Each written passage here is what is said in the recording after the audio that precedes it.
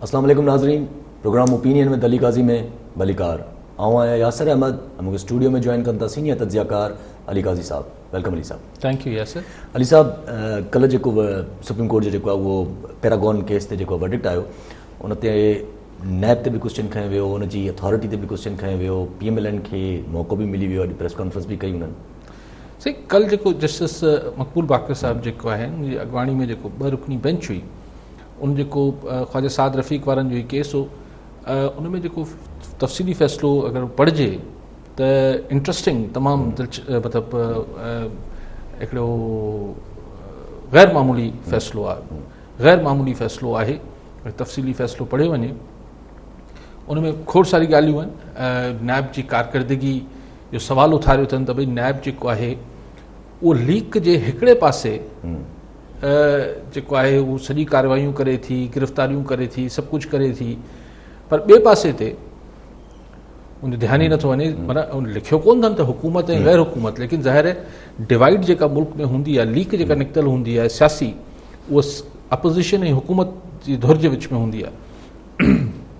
ऐं पोइ इहो बि चयूं त हीअ यानी जेको वधमियत आइन में जंहिं शइ खे अहमियत हासिल आहे उहो हिकिड़े इंसान जे तक़दुस जी आहे। तव्हां एतिरा महीननि जा महीना माण्हुनि खे नैब वारा कस्टडी में रखनि था, हिरासत में रखनि था, हुनजी शख़्सी आज़ादी मुतासिर थिए थी ऐं हुननि जी पोयां घरवारनि खे भोगणो पए थो, हुननि जी बदनामी थिए थी, जॾहिं की नैब जे ऑर्डिनेंस में इहो आहे त तकड़ में इन्वेस्टिगेशन थियणी आहे ऐं 30 ॾींहंनि में फ़ैसिलो अचिणो आहे। त पोइ हीउ सभु कुझु छा थिए पियो ऐं नैब जे लाइ मतिलबु हुनजी साख ऐं हुनजी क्रेडिबिलिटी जेका आहे उहो क्वेश्चन मार्क आहे, हिन जे करे मुल्क बदनाम थिए पियो। ऐं जेका ॻाल्हियूं थियूं जेके नैब जे हवाले सां, ऐं ख़ुदि जेको इहो सवाल पैदा थी वियो जेको अॼोके फ़ैसिले खां पोइ, छाकाणि त इहो फ़ैसिलो इहो हाणे मुख़्तलिफ़ जेके केसिस हलंदा नैब जा ऐं ॿिया केसिस हलंदा, हुन में हवाले तौर ते रेफरेंस तौर ते इहो फ़ैसिलो कोर्ट थींदो। इहो ग़ैर मामूली फ़ैसिलो आहे ऐं सुप्रीम कोर्ट हाईएस्ट कोर्ट जो फ़ैसिलो आहे। इहो मुख़्तलिफ़ अदालतनि में एज़ अ रेफरेंस यूज़ थींदो, ॿियनि केसनि में बि इहो यूज़ थींदो। लेकिन हिन फ़ैसिले में पोइ मुल्क जी जेका हिकिड़ी हिस्ट्री आहे 72 सालनि जी, उनखे बि जस्टिस साहब आला फाज़िल जजनि जेको आहे उनखे बि डिस्कशन हेठि आंदो आहे ऐं चयो आहे त भई हीउ हिकिड़े जो जेको अॼु मुल्क में जेको कुझु असीं भोगियूं पिया, हुनजो मेजर कारण इहो आहे त जेको ग़ैर जमहूरी फोर्सिस पारां जेका डायरेक्ट मुदाख़लत थी आहे, इशारो इहो आहे त जेके असां वटि जेके आमरियतूं रहियूं आहिनि हुन ऐं जेको मैन्युपुलेशन आहे बाय द अनडेमोक्रेटिक फोर्सिस, जेके ग़ैर जमहूरी क़ुवतूं जेके मामलात खे मैन्युपुलेट खे छा चवंदासीं त जेको हेठि मथे कनि थियूं, उहो सबबु आहे। हाणे हीअ हिकिड़ी तमामु ग़ैर मामूली ॻाल्हि आहे त हिकिड़ी जजमेंट में इहे इन ॻाल्हियुनि जो ज़िक्र अचे पियो त भई हीअ असीं छो भोगियूं पिया हीअ सभु कुझु। ऐं पोइ चयो वियो त जजमेंट में त जनाब पिग्मी खे छा चवंदा आहियूं, बोना, माना नंढे कद वारा, नंढड़ी सोच वारा, कद सां मुराद फिज़िकल न, उन्हनि खे जेको आहे पोइ तातियो वञे थो, उन्हनि खे प्रमोट कयो वञे थो।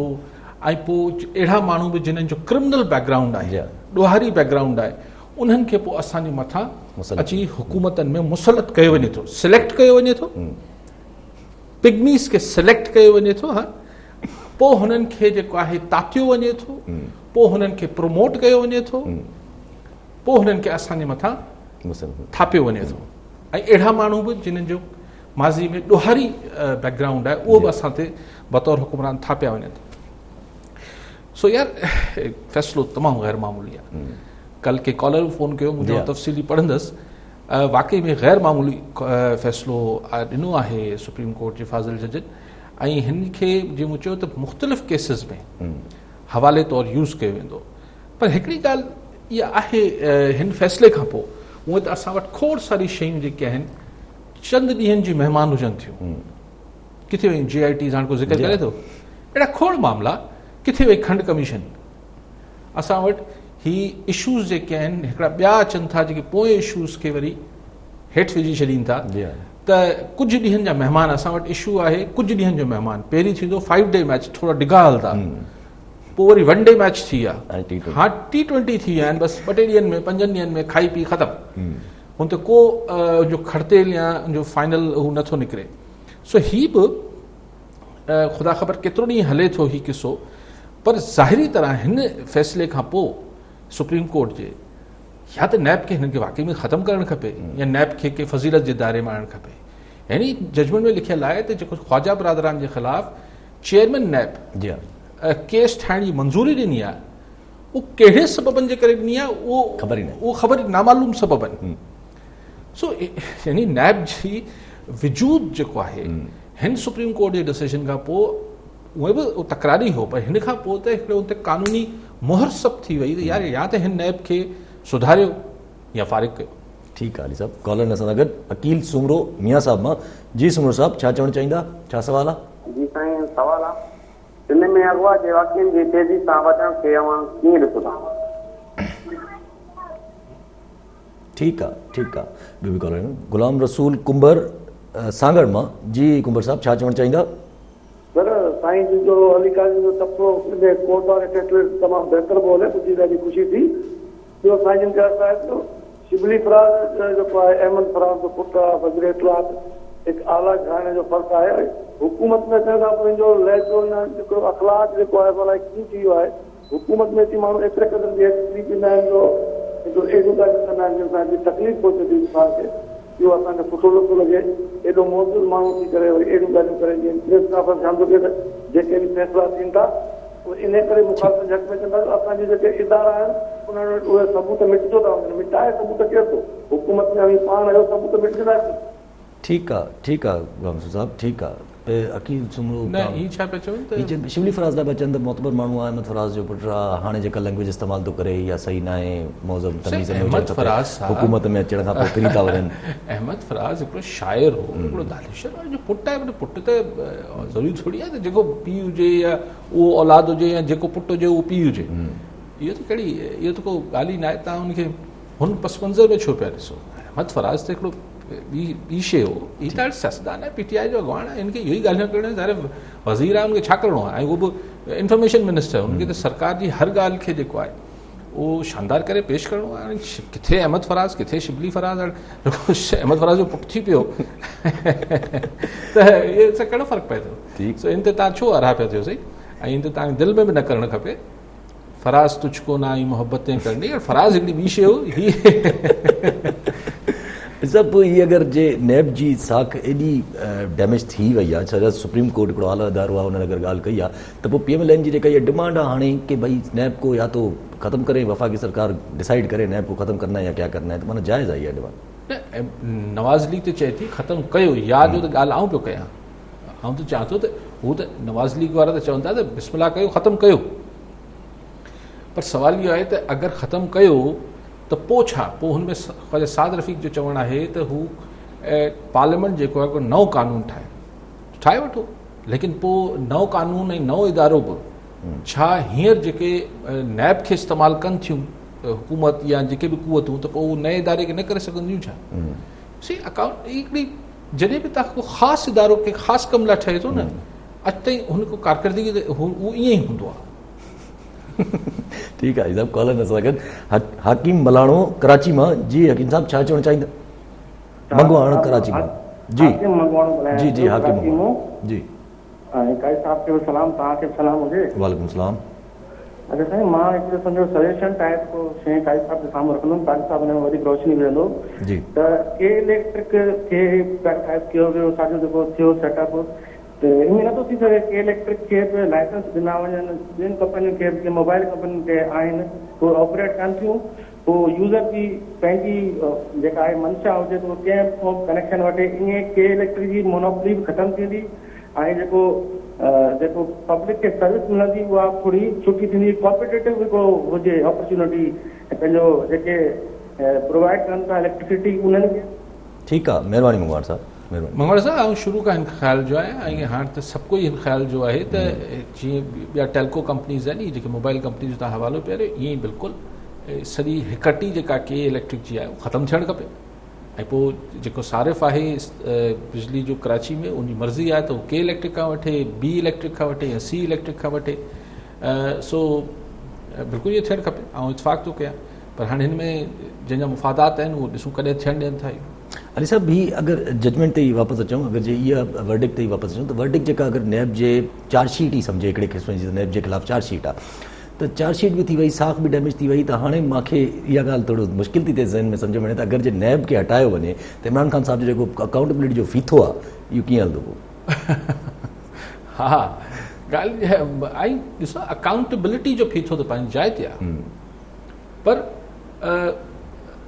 अगर हिन सां कुझु ॿिया मामलात बि थियनि पिया जीअं हिनमें ज़िक्र मीडिया में as been reported in media त पॉलिटिकल इंजीनियरिंग बि आहे अगर नैब पॉलिटिकल इंजीनियरिंग में भी शामिल आहे यानी सियासी तोड़ जोड़ ऐं बाह मोड़ण में भी शामिल आहे त उहो केरु कंदो पोइ उन कम लाइ FIA खे ऐं पुलिस खे वरी वापसि इस्तेमालु कजे पर हाणे पुलिस जेको आहे उहो सूबाई सब्जेक्ट आहे सो हींअर FIA बि यूज़ थिए थी हू बि थियनि था सो लेकिन इहो आहे त ॾिसणो इहो आहे त छा ही सुप्रीम कोर्ट जो हेॾो वॾो जजमेंट छा हुकूमत या इदारा जेके इहो बसि हज़म थी वेंदो हुकूमत हज़म करे वेंदी हिन ते को एक्शन न थींदो छा नैब जी का ख़ुदि नैब जी का अकाउंटेबिलिटी न थींदी छा अकाउंटेबिलिटी लाइ हिकिड़ो इदारो ठहियलु आहे पर ख़ुदि छा हू ख़ुदि इदारो जेको आहे उहो एहतिसाब खां मुबरा आहे छा ठीकु आहे साहब कॉलर हिन सां गॾु मुश्ताक अहमद सिद्दीकी कोटड़ी मां जी सिद्दीकी साहब छा चवणु चाहींदा छा सवाल आहे जॾहिं खां पाकिस्तान ठहियो आहे उन खां वठी जेको आहे सो चोर आहे दुनिया जे नज़र में हुकूमतुनि जे नज़र में हिन वक़्तु ताईं चोर आहे असांजो जेको बिजली जो वज़ीर आहे उहो चए थो सिंध चोर आहे बिजली जी त भला पंजाब में जेकी लोड शेडिंग थिए थी उहे चोर आहिनि या छा आहिनि साईं खां इहो पुछणो त इहे चोर आहिनि या शराब आहिनि हालत इहा आहे ठीकु आहे ॿियो बि कॉल वठे नज़ीर अहमद मेमण हैदराबाद मां जी मेमण साहब छा चवणु चाहींदा छा सवाल आहे अस्सलाम वालेकुम सर वालेकुम सलाम सर काई साहब खे सलाम हुजे असांजो वालेकुम सलाम हा सर सवाल नंढड़ो इहो ई असांजो आहे त सुप्रीम कोर्ट जो जेको ख्वाजा बिरादरान जी ज़मानत ते फ़ैसिलो आयो आहे उन नेब ते वॾो माना हिकिड़ो सवाल खड़ा कया आहिनि त नेब जो इदारो ऑब्ज़र्वेशन जेके आयूं आहिनि या फ़ैसिले में जेके ॻाल्हियूं आहिनि त हुनखे ख़तमु थियणु खपे पर काई साहब वारी ॻाल्हि त उहो जेकॾहिं ॿियो इदारो ठहंदो त छा उहे जेके डोर हलाइण वारा आहिनि उन्हनि जी उनमें इंटरफेरेंस कान हूंदी त असांजो सुवाल इहो ई आहे त आख़िरकार पाकिस्तान न त असां ॿियूं हुकूमतूं हूंदियूं आहिनि हिन जी अक्सरियत बि कान्हे इमरान ख़ान जी असां हिनखे मगरूर वज़ीर आज़म चऊं था हिन जी एॾी अक्सरियत बि कान्हे हिन खां पहिरीं नवाज़ शरीफ़ हो ज़रदारी हो MQM वारा कावड़ बाबा 90 ते वेंदा ही कंहिं वटि न पियो वञे न काफ़ लीग बि नाराज़ आहे MQM बि नाराज़ आहे पर पोइ बि हले पियो ऐं एॾी गुरूर सां हले पियो त आख़िर आहे छा आम माण्हू बि सम्झे पियो त केरु आहे हिन जे पुठियां ठीकु आहे न सही गैर पार्लिमानी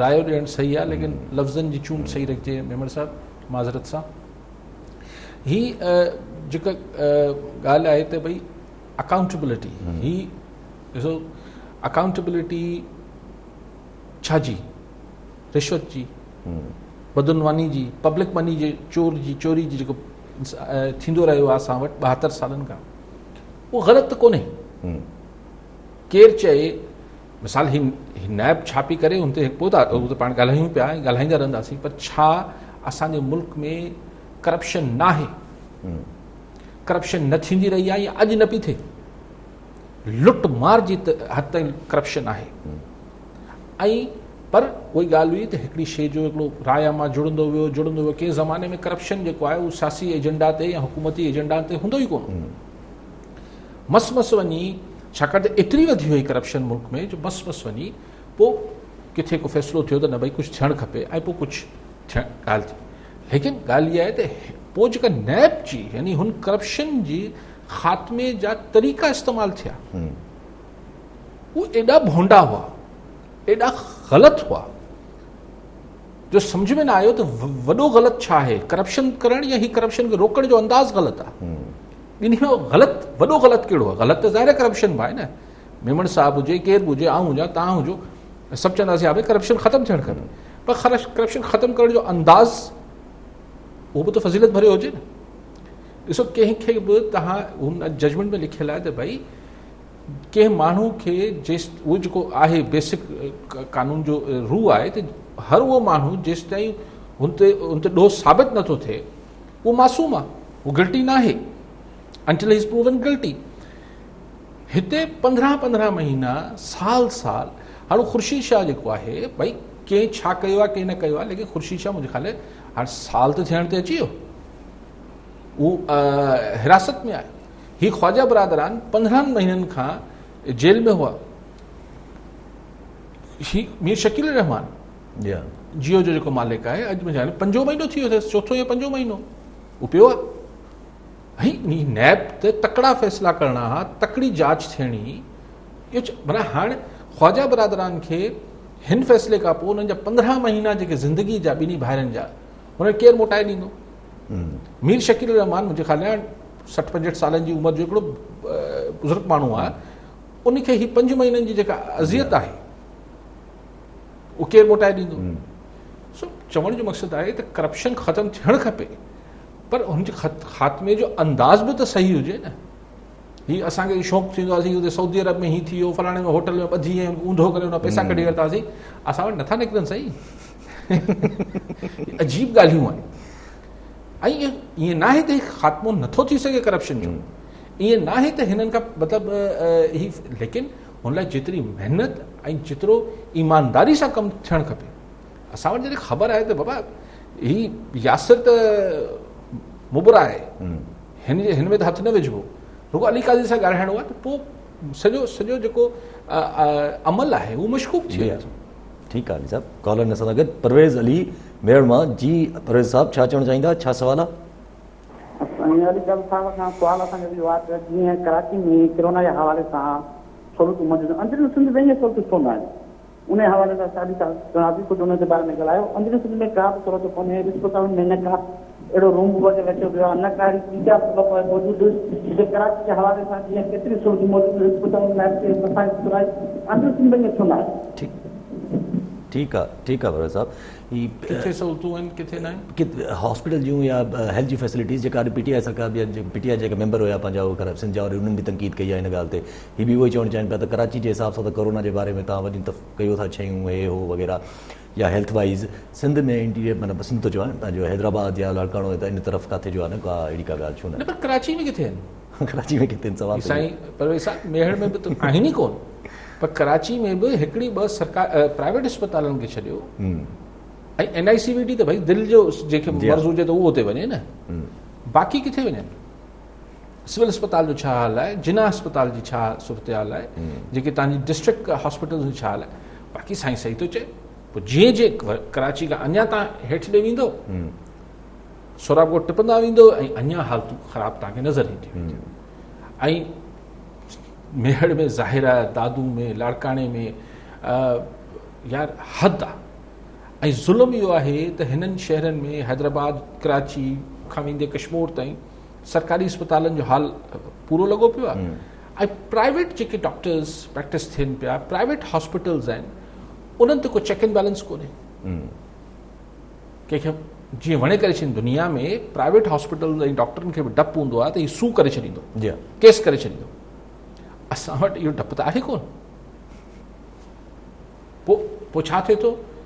पोइ माण्हू जेके पाण अक्सर ॿुधूं था, ग़लति आहे, नथो चऊं सही आहे, त पोइ मरीज़ जा जेके लवाइकीन हुजनि था हॉस्पिटलनि में, पोइ सफ़ा कावड़ में अचनि था, पोइ धकड़नि था डॉक्टरनि खे, पैरामेडिक्स खे, उहो ग़लति आहे, उनखे सही नथो चवां।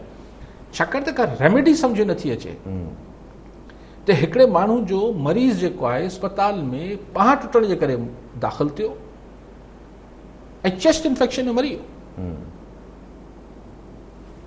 सो बेसिकली जेका हेल्थ केयर जो सॼो सिंध में आहे त, ऐं अॼु खां न आहे, चइजे त अॼु खां आहे। उहा ॻाल्हि वरी वरजाईंदुसि, 40 साल 50 साल अॻु जेका हेल्थ केयर मतिलबु फैसिलिटीज़ अची, हर शइ हिकिड़ो इनदाद पज़ीर आहे, पर ठीकु थी सघनि थियूं, जॾहिं विल हूंदी त ठीकु थी बि वेंदी।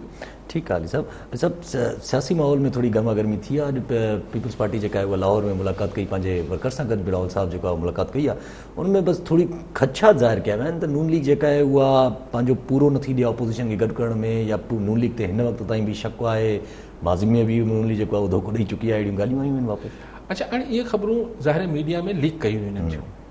हाणे बिलावल भुट्टो ज़रदारी साहब सां 4 मरकज़ी 5 पीपल्स पार्टी जा अॻवान मिलिया, ही ॿाहिरि मीडिया कीअं ॿुधायो आहे? ज़ाहिर आहे उन्हनि मां कंहिं ॿुधायो आहे। छो ॿुधायो आहे?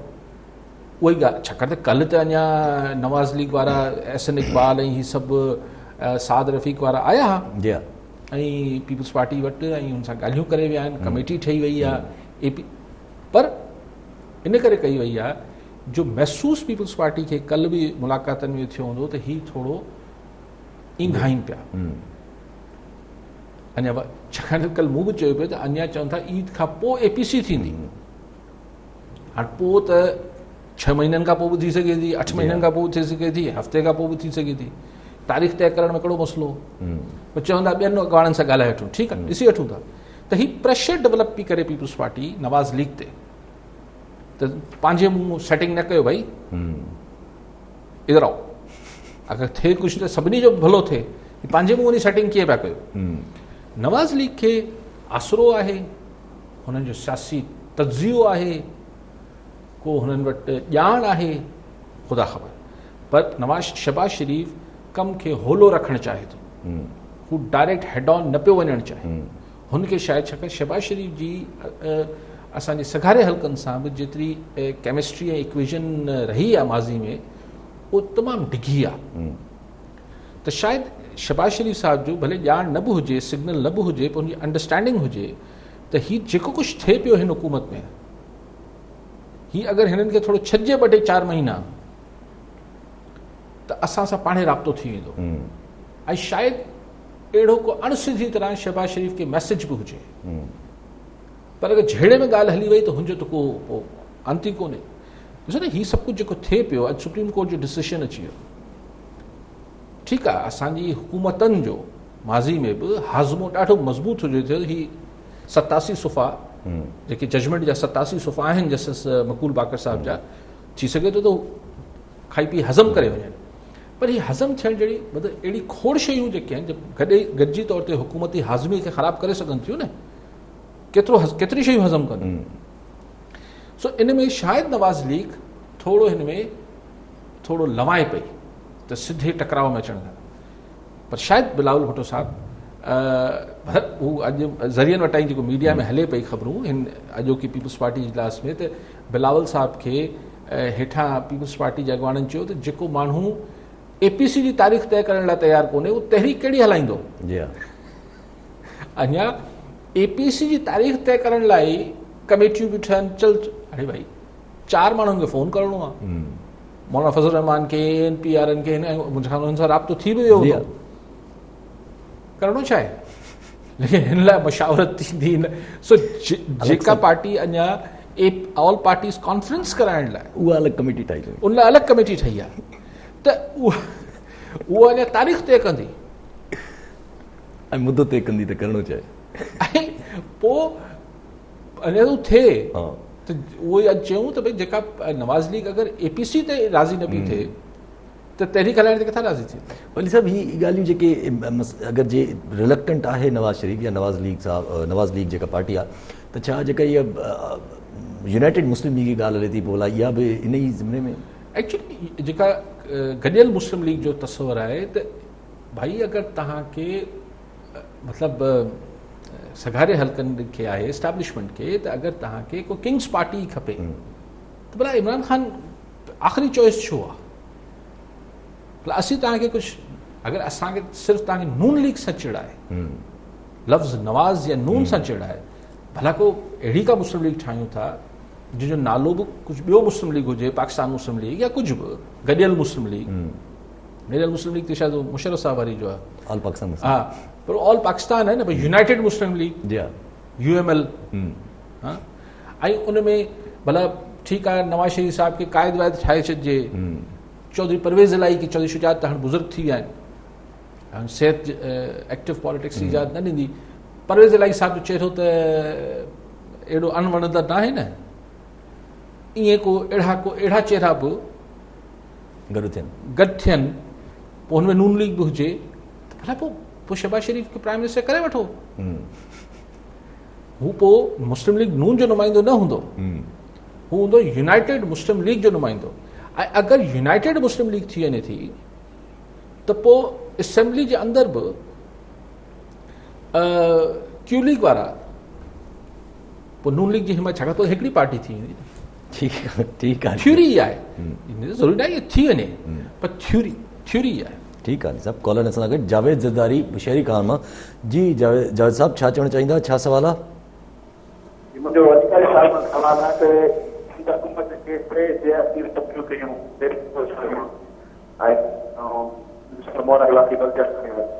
जेका वारी आहे उन में इल्ज़ाम आहे डॉक्टर ज़ुल्फ़िकार मिर्ज़ा साहिब ते। डॉक्टर ज़ुल्फ़िकार मिर्ज़ा साहिब जो पंहिंजे दिफ़ा में कुझु न पिए चए, मंज़राम सां गुम आहे। दिफ़ा जे लाइ फहमीदा मिर्ज़ा साहिब जे पासो हमेशह जी मैदान ॾींदी आहे। ज़ुल्फ़िकार मिर्ज़ा साहिब पाण किथे आहे? ठीकु आहे, महिरबानी। GIT जे बारे में चवनि पिया त ज़ुल्फ़िकार मिर्ज़ा साहिब पाण किथे आहे, हुन ते हेॾा वॾा इल्ज़ाम आहिनि, पाण नथा ॻाल्हाइनि, हुनजी जेका वाइफ आहिनि डॉक्टर फहमीदा मिर्ज़ा उहा डिफेंड कनि। अजीब, हुननि जी मर्ज़ी आहे, मुनासिब सम्झियो हूंदो त डॉक्टर फहमीदा मिर्ज़ा साहिबा डिफेंड कनि। उनमें अगरि डॉक्टर ज़ुल्फ़िकार मिर्ज़ा साहिब ॻाल्हाइणु शुरू करे आहे त हिकिड़ी ॻाल्हि में अञा ॿी ॻाल्हि ठही वञे आहे त पोइ मुंहिंजे ख़्याल आहे त छाकाणि डॉक्टर साहिब ॻाल्हाइण जो पंहिंजो स्टाइल आहे, त मुंहिंजे ख़्याल हुननि मुनासिब सम्झियो हूंदो डॉक्टर फहमीदा मिर्ज़ा त हू जवाबु ॾे। पर अॼुकल्ह ख़ुदि GIT केॾे आहे, डॉक्टर ज़ुल्फ़िकार मिर्ज़ा त किथे आहे उहो त मूंखे ख़बर न आहे, पर GIT वारो इशू किथे वियो? अली ज़ैदी साहब कुझु ॻाल्हाए माना पोइ जेका आख़िर में आऊं जे नतीजे ते बीठो हुउसि उहो सही हो न। त मक़सदु PTI जो या अली ज़ैदी जो को हिन ॻाल्हि खे तोड़ ताईं पहुचाइणु न हो, बट हिकिड़ो मीडिया कंज़म्पशन लाइ पोलिटिक। ऐं उहो बि आख़िर में हुन जेको शोएब खान कहिड़ो लंडन में जे इंटरव्यू में ॾिना, उज़ैर बलोच हुनजो ज़फ़र बलोच जो भाउ हुयो हबीब जान साहिब त मुर्गो सॼी इन स्कैंडल खे PTI जी ॻिची विझी छॾियो। त PTI वारा उज़ैर बलोच मबूना तौर ते शामिल कराइण पिया चाहिनि, त चलो छॾियो पोइ असां GIT खे विसारे छॾियो, हाणे का ॿी बादशाह जी ॻाल्हि कयूं। पोइ चऊं त हीअ असां कढी छॾियूं। माना इमरान ख़ान फवाद चौधरी इहा ॻाल्हि ग़लति नथो करे त इमरान हुकूमत जेतिरा पंहिंजे पाण खे पाण धक आहिनि, जेको हींअर के कॉलर बि चयो पिए ॻाल्हि इहा आहे त एतिरी हू न क्यू लीग वारनि खे परचाइणु वञे थो, न MQ वारनि खे परचाइणु वञे थो। मग़रूर त लफ़्ज़ सही न आहे, उनखे हिकिड़ी सपोर्ट आहे, ख़बर आहे ही किथे वेंदा, त हू छो ज़हमत करे वञी परचाए उन्हनि खे। लेकिन ॻाल्हि इहा आहे त जेको ही कमु थियनि था, भाई अली ज़ैदी जो ही सॼो जेको GIT खेॾी आख़िर पंहिंजी ॻिची में अची वियो, PTI कैबिनेट में डिस्कस थियो, यानी कमाल थी वियो। ऐं पोइ चलो थियो त तव्हांखे का पक हुई त खोलियो न, कमीशन ठाहियो आहे, वरी चवां थो त कहिड़ी GIT सची हुई, न थियो। हाणे भई तव्हांखे कंहिं पुछियो तव्हां खां त तव्हांजा जेके अणचूंडियल ही आहिनि एडवाइज़र या special assistant to prime minister, हिन जा तव्हां असां जमा करायो पिया। ओ भाई किसने पूछा त हफ़ीज़ शेख वटि केतिरा पैसा आहिनि या न आहिनि, या ॿिटी शहरियत आहे कंहिंजी या न आहे, के पुछियो? लॉ में त पुछो न पुछो त अच्छा। पोइ ॻाल्हि आहे न त अगरि ॿियो मुल्क गुल गुलज़ार थियल हुजे, माण्हुनि खे अटे जी परेशानी न हुजे, पेट्रोल जी न हुजे, रोज़गार जी न हुजे, मईशत फर्स्ट क्लास लॻी पई हुजे, मुल्क तरक़ी कंदो हुजे, त पोइ ठीकु आहे, पोइ एक्टिविटी चङी आहे। मुल्क हुकूमत खे वांदकाई हुजे, वांदकाई जा शौक़ हुजनि था न, केरु चए? प्रायोरिटीज़ छा आहिनि? अॼु ॾिसो केॾो ख़ौफ़नाक वाक़ियो थियो आहे, सहाफ़ी जेको मुतिल्ला जानी खे खंबे खणी विया आहिनि इस्लामाबाद मां। हाणे चवनि था त को बि रियासती इदारो मुलविस न आहे, त भई रियासती इदारो मुलविस न आहे त पोइ छा अगवा बराए तवान आहे छा? ऐं अगरि अगवा बराए तवान आहे त हुन जेको मुतिल्ला अगवा थियण खां पोइ पंहिंजो फ़ोन जेको स्कूल में उछलायो, जंहिं स्कूल मां पंहिंजी शायदि मिसिस खे वठणु आयो, त अगरि उहो सिंपल धाड़ेलो आहे त उन्हनि खे उनजे मोबाइल में कहिड़ी दिलचस्पी हुई, छो मोबाइल वापसि घुरायूं? लेकिन बहरहाल अगरि हू कंहिं ॾोहारियनि बि खयो आहे त वॾी डिॼारींदड़ ॻाल्हि आहे ऐं वॾी ॾिसो हिन सां मुल्क जो इमेज छा पियो ठाहे जी हा। हीउ जेको सहाफ़ी वकील ह्यूमन राइट्स हीअ सभु शयूं जेके आहिनि सॼी दुनिया में वेव्स वञनि थियूं। ठीकु आहे, सुभाणे वॉशिंगटन पोस्ट जे फ्रंट पेज ते ख़बर कोन लॻल हूंदी या न्यूयॉर्क टाइम्स जे फ्रंट पेज ते ख़बर न लॻल हूंदी, पर जेके रिपोर्टर्स बियॉन्ड द बॉर्डर्स ऐं हिन टाइप जी तंज़ीमूं आहिनि, जीअं हेॾी वॾी रिपोर्ट आहे अकाउंटेबिलिटी जेका जजमेंट अगरि कोई पढ़ंदो एॾो वॾो इदारो आहे उहो अगरि हीअं आहे त पोइ हाणे ॾिसो न, पोइ तव्हांजो एॾो वॾो यानी आला तरीन जेको साफ़ी वारो किसो, हीअ सभु शयूं लोडिंग थियूं आहिनि। इस्लामाबाद जहिड़े शहर में अगवा थियो आहे, जी हा, अगरि खमिजी वियो आहे या अगवा थियो आहे, जेको बि थियो आहे। ऐं ज़ाहिर हुनजी रेपुटेशन ॿी हुई मुतीला जान जी, उहो थोरो वधीक ॻाल्हाऊ बि हो ऐं शयूं।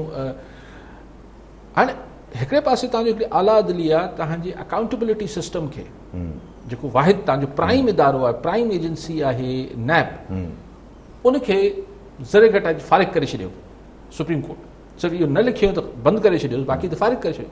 ॿिए पासे हींअर थोरी देरि पहिरीं मूं टीवी ते ख़बर ॾिठी पए त अॼु के ॿिए अदालती फ़ैसिले में चीफ जस्टिस सुप्रीम कोर्ट जो चयो आहे त चयो वञे थो त पाकिस्तान करप्शन में, पाकिस्तान में दुनिया में सभिनी खां वधीक करप्शन थिए थी। ॻाल्हि त हू बि ग़लति न पिया कनि। हाणे दुनिया जो हिसाब मूंखे ख़बर न आहे त दुनिया में असीं नंबर 1 आहियूं या कीनिया नंबर 1 आहे या को नंबर 1 आहे, पर चवण जो मक़सदु आहे त करप्शन इशू त आहे, असीं हू बि हैंडल न पिया करे सघूं। असां वटि साफ़ ई अगवा पिया थियनि, असां वटि अटे फेडरल हुकूमत ऐं सूबाई हुकूमत अटे ते वढ़नि पियूं, लोड शेडिंग ते अज़ाब लॻो पियो आहे, माण्हुनि वटि बिजली न आहे। ऐं चवनि पिया त असांजे असिस्टेंट जेके मुशीर आहिनि उन वटि ॿिटी शहरियत आहे या न आहे। नॉन इशूज़ के इशूज़ पिया ठाहिनि। So what I am saying कि ये कंपनी कैसे चलेगी और कितना चलेगी।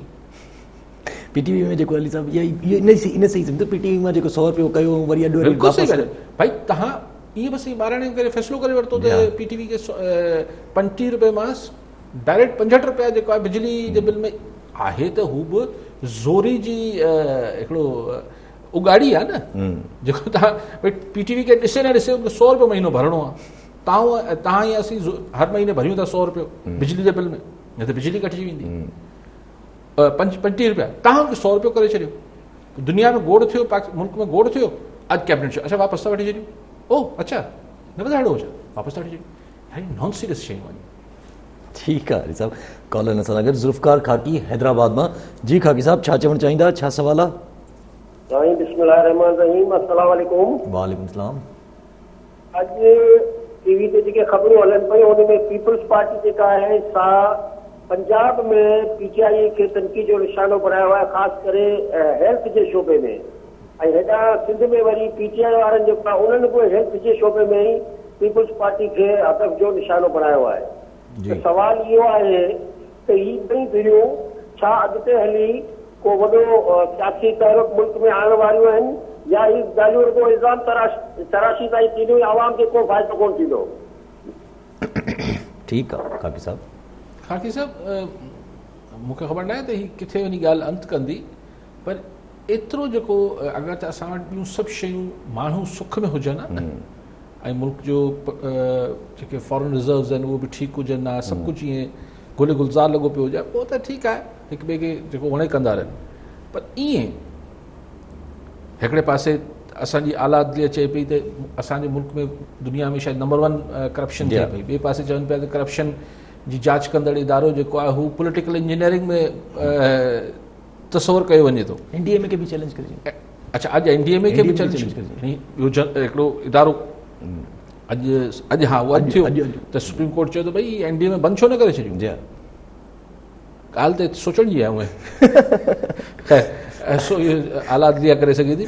सो हू पुछनि पिया त अलाए कहिड़ी कंपनी कंहिं हिकिड़ी ख़ासि कंपनी जे नाले सां अल हफ़ीज़ को कंपनी आहे, मशीनूं उन जे नाले ते इम्पोर्ट थियनि पियूं, ॿुधायो ई नथा ही केरु आहे अल हफ़ीज़, हाणे कीअं ॿुधाइजे। सो त चवण जो मक़सदु आहे त हीउ सभु कुझु थिए पियो ऐं हिन जो इहो ग़ैर मुइना मुदत ताईं थींदो रहंदो। त हू अॼु जेको जजमेंट आहे जस्टिस मक़बूल बाक़र साहब जो, उनजे आख़िर में हुननि हबीब जालिब साहब जो शेर लिखियो आहे त ज़ुल्म रहे और अमन भी हो, क्या ये मुमकिन है तुम ही कहो। त ॻाल्हि इहा त ये सब कुछ भी चलेगा, और ऐसे चलता ही रहेगा। वो पर कंहिं चयो त चवनि था अलाए फैज़ साहब सां मनसूब आहे ॻाल्हि, मूंखे ख़बर न आहे हक़ीक़त केतिरी आहे। कंहिं फैज़ अहमद फैज़ खां पुछियो त फैज़ साहब ये सब कुछ कब तक चलेगा? उसके भाई मुझे डर है कि हमेशा ऐसे ही न चलता रहे पर मूंखे नथो लॻे त हमेशा ऐसे ही शयूं किथे न किथे सेटल थींदियूं। हींअर ज़ाहिरी तरह इमरान ख़ान साहब मतिलबु इस्लामाबाद ऐं पिंडी जे विच में ज़ाहिरी तरह हू हिक ॿिए जी मतिलबु बिल्कुलु हिकिड़े पेज ते आहिनि, लेकिन हीउ जेको बाक़ी सुफ़न ते थिए पियो, बाक़ी पेजिस ते थिए पियो, इन जा कुझु न कुझु असरात त पवंदा। ठीकु आहे अली साहब। कॉलर असां गॾु ज़ुबैर अहमद जोखियो शिकारपुर मां। जी जोखियो साहब, छा चवणु चाहींदा, छा सवाल आहे? वालेकुम सलाम। सवाल आहे रियासत मदीने जा जेका दावेदार आहे उन्हनि जे लाइ कलौको सवाल जेको आहे जजमेंट जो फ़ैसिलो छा बीहंदो फलस्तीन जो? रियासत मदीना जो अॼु हा रियासत मदीने वारा जेके ॻाल्हियूं पिया कनि, जी जी, अॼु बि जेको फ़ैसिलो आयो आहे MP वारनि जो हटायो वञे, जी हिन कलौके फ़ैसिले जे लाइ थोरो रोशनी विझनि। जी असां रियासत मदीना वारो मामिलो जेको आहे उहो ॿिए कॉन्टेक्स्ट में आहे। साईं नालो चओ ज़ुबैर साहब, उहो हिकिड़ो ॿिए कॉन्टेक्स्ट में हो। ही नैब ऐं NDA में PTI जेको ही दावेदारी कंदड़ हुकूमत आहे, हिन खां अॻु जा इदारा ठहियल आहिनि, हिकु हाणोका कोन आहिनि। पर कारकर्दगी जेका आहे तमामु ॿिनि वॾनि इदारनि जी असांजी सभिनी खां वॾी अदलिया जे अंदरि चैलेंज थियल आहिनि, अंडर हिकिड़े सवालिया निशान जे हेठि आयल आहिनि। पर ही रुगो रिमार्क्स आहिनि NDA में वारा, हू जजमेंट आहे, हू फ़ैसिलो आहे जेको नैब जे लाइ आहे। सो नैब जो त हाणे कुझु न कुझु बिलो करिणो पइजी वेंदो, पर ज़रूरी न आहे, थी सघे थो इहो फ़ैसिलो बि हज़म थी वञे। लेकिन हाणे इहो फ़ैसिलो बार बार मीडिया में बि कोट थींदो, अपोज़िशन न छॾींदी, सियासत में बि यूज़ थींदो, ऐं मुख़्तलिफ़ अदालतनि में, मातहत अदालतनि में, हाई कोर्ट्स में, हिते हुते इहो जेको सुप्रीम कोर्ट जो जजमेंट आहे इहो कोट थींदो। ठीकु आहे अली साहब। अगरि असां पंहिंजे लोकल केस हिन जो मसइलनि जो डिस्कशन कयूं त हैदराबाद में AIG जेके गुलाम कादिर थिबू साहब, उहो रिटायर थियण खां पहिरियों सॼा पर्दाफ़ाश करे विया, जो हैदराबाद जा सभु इशूज़ जेके आहिनि उहे मुलविस आहिनि ड्रग पेडलर सां गॾु नेक्सस में। ऐं SSP ते बि इल्ज़ाम वञी सघूं त तव्हां जेको आहे उन्हनि खे रोकियो नथा, ऐं मतिलबु तव्हांजी बि उन्हनि सां गॾु हिकिड़े क़िस्म जो आहे, उन्हनि सां मिलंदड़ जुलंदड़ कान। ॾिसो, ही मीडिया में रिपोर्ट थींदो रहियो, मूंखे हाणे एग्ज़ैक्टली यादि न आहे, लेकिन मूं इहो पढ़ियो पंहिंजी अख़बार में किथे त AIG थिबो साहब ऐं SSP हैदराबाद जी पाण में अणबड़त हुई। मतिलबु कॾहिं कॾहिं थींदो आहे मातहत ऑफिसर, ऐं छाकाणि असां वटि पोस्टिंगूं जेके आहिनि उहो त ॿियनि हंधनि था थींदियूं आहिनि, त कॾहिं कॾहिं मातहत ऑफिसर बि थोरो ईअं मज़बूत हूंदो आहे, पुठि मज़बूत, किलो मज़बूत हूंदो आहे, त हू पंहिंजे जेको सुपीरियर ऑफिसर हूंदो आहे उनजी थोरो हर शइ न मञंदो आहे। सही ग़लति मूंखे ख़बर न आहे। सवाल इहो आहे, मूंखे मूं पढ़ी ॻाल्हि त छा सिर्फ़ु हैदराबाद जा SHOs जेके आहिनि उहे मंशियात फ़रोशन जी सरपरस्ती कनि पिया? AIG थिबो साहब हो त हुनजे अंडर त अलाए केतिरा ज़िला आया पे। जी हा, मदीन बि मुंहिंजे ख़्याल हुनजे अंडर हो, ठठो बि हुनजे अंडर हो, दादू बि शायदि हुनजे अंडर हो, जेसिताईं मूंखे सम्झ अचे पई। मीरपुर ख़ासि बि शायदि हुनजे अंडर हो, मीरपुर ख़ास DIG हूंदो आहे, AIG त सिर्फ़ु हिते हूंदो आहे। त छा बदीन में, मीरपुर ख़ास में, दादू में, जामशोरो में पाण तसवर कयूं त उते SHOs जी मर्ज़ी खां सवा मंशियात हले पई? हिकिड़ो सवाल इहो उभरे थो। ॿियो सवाल इहो उभरे थो त थिबो साहब उते 6 महीना साल त रहियो हूंदो, पोस्टिंग साल खनि जी त पोस्टिंग हूंदी, त छा हुनखे रिटायरमेंट खां आख़िरी ॾींहंनि में ख़बर पई आहे? इहा सवाल आहे। अगरि हुनखे अॻु में ई ख़बर हुई तो ख़ामोश छो हुआ? सो मूंखे ख़बर, छाकाणि त इहो थिबो साहब को राज़ न अफ़शा कयो आहे, इहो त अंडरस्टूड आहे। SHO जी मर्ज़ी खां सवाइ जेको आहे उहो कचो शराब या हेरोइन या चर्स या हीअ सभु कुझु विकिरो थी सघे थी? नामुमकिन आहे, नामुमकिन आहे। माना टंडोवाली मां त हिते जेको असीं ॿुधंदा हुआसीं नंढे हूंदे हैदराबाद में, त छा मार्केट थाणे जे SHO खां सवाइ इहो थींदो हो छा? जी हा, नामुमकिन आहे। त इहा ॻाल्हि हैदराबाद ते बि लागू थिए थी, इहा ई ॻाल्हि Mirpur Khas, Badin, Sukkur, you name it, जी हा, या कराची। नेम इट हुते SHO जी मर्ज़ी खां सवाइ त मंशियात विकिरो नथी थिए। सो इन करे इहो लेटर जेको आहे हिन जी स्पिरिट जेका आहे मूंखे उहो जेका पुराणी रंजिश आहे ऑफिसर्स जे विच में उहा उनमें थोड़ी झलके थी। छाकाणि why only Hyderabad, why not other districts of Hyderabad division, Hyderabad range, whatever you call it, and छो रिटायरमेंट खां 2-4 ॾींहं पहिरीं थिबो साहब छो कयो, पहिरीं छो न कयो? लेकिन बहरहाल पोइ बि वेंदे वेंदे हिकिड़ी रिकॉर्ड ते वरी बि इहा ॻाल्हि आहे, हिकिड़ो पन्नो रिकॉर्ड ते पियो आहे। हाणे हैदराबाद में पाण खे हिकिड़ो ऑफिसर ई ॿुधायो वियो आहे त हींअर जेका हैदराबाद में, चलो हैदराबाद जी हद ताईं हींअर जेका मंशियात विकिरो थिए पई उहो पुलिस जी सरपरस्ती में थिए पई, चलो एतिरी ॻाल्हि थी वई। बाक़ी त मूंखे जीअं तव्हां ॻाल्हि मूंखे उहो ई लॻे थो। ठीकु आहे अली साहब टाइम असां वटि थोरो घटि आहे। हिकु कल्ह जेको आहे शिबली फराज साहब जेको आहे वरी जेको आहे रिक्वेस्ट कई आहे, वरी अर्ज कयो आहे सिंध खे त जेको तव्हां 3% जेको चयो NFC में कंट्रीब्यूट करण लाइ उहो प्लीज़ कंट्रीब्यूट। अॼु फरमाइशूं आहिनि, उहे चवनि था कणक बि तव्हां ॾेई छॾियो, इहे फरमाइशूं फेडरल सरकार जूं आहिनि। मूं तव्हांखे पहिरीं बि चयो त सिंध सरकार किथे कमिटमेंट कयो, मुराद अली शाह साहब कयो, मुराद शाह साहब चवंदा न, काइम अली शाह साहब कयो, काइम अली शाह साहब को तव्हांखे लिखत पढ़त में का ॻाल्हि ॾिनी हुई, पनो ॾेखारे शिबली साहब वफ़ाक़ी हुकूमत को पनो ॾेखारे त सिंध कमिटमेंट कई हुई पंहिंजो हिसो। भई अञा त तव्हां चओ था NFC तव्हां न पिया कयो, ऐं NFC जेको आहे उन में ई चओ पिया त वफ़ाक़ खे अञा पैसा ॾियो त तव्हांखे बि ॾियूं, पोइ 3% फाटा खे बि ॾियूं। असांजा सभु भाइर आहिनि इंसानियत जे हिसाब सां, पर असीं पंहिंजो पेट ते असां सिंध में जेका आहे 40-50% खां मथे माण्हू जेके आहिनि गुरबत जी लीक खां हेठि रहनि था। असां वरी असीं को दुबई लॻा पिया आहियूं छा? ठीकु आहे अली साहब, वरी महिरबानी अली साहब। नाज़रीन, इहो अॼु जे प्रोग्राम मां वरी सुभाणे मिलंदासीं। अलाह भाई।